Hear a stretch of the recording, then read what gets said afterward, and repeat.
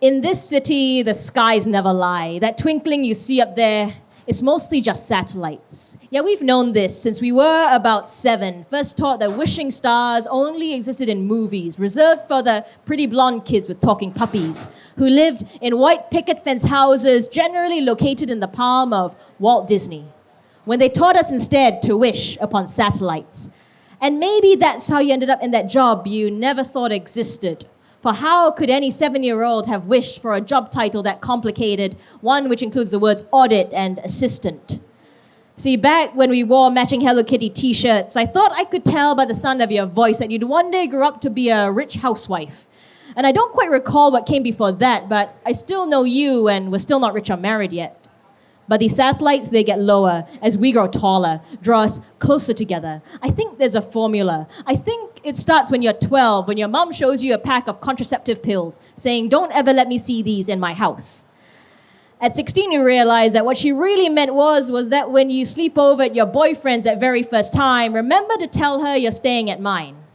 I think it started when we started to understand that it would take 2 pairs of hands to protect ourselves from when the satellites started to rain down hard upon us. And then we're scurrying through the rubble, pretending we can't be found, getting lost in the halos of midnight street lamps, getting pissed on martinis at awkward gay bars, getting action on school stairwells, but only ever feeling like sinners when you came home late for family dinners. Because in this city, the skies never lie. They just practice selective truth-telling.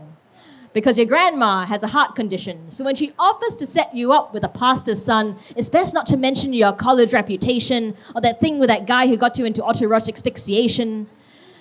Because the city wants us acting our age now, getting careers and fiancés, so I escape to some other city somewhere out of sight to find out what all those things you read in those books we hid under our beds really look like, leaving you to find distraction on fire escapes on your lunch breaks with some songwriter kid you no longer kiss who for you shoplifts all your condoms and hits high notes when he orgasms.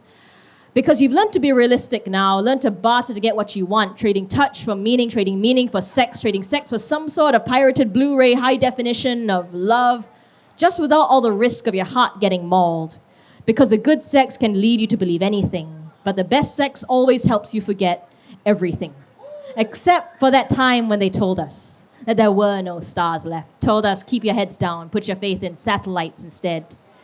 See, they warned us about the drug takers, the smokers, the miniskirt wearers, school dropouters, class skippers, the ones who got pregnant, but failed to mention the myth makers, risk takers, mid-morning tokers, mid-climax hair pullers, or the poetry of post-coital tobacco smoke against clear night skies on the rooftops of shopping centers.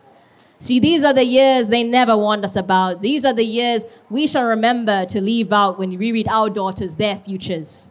But in the morning, I know you remember that the only love you'll ever require will be found in yourself and in our voices trading stories on the phone later.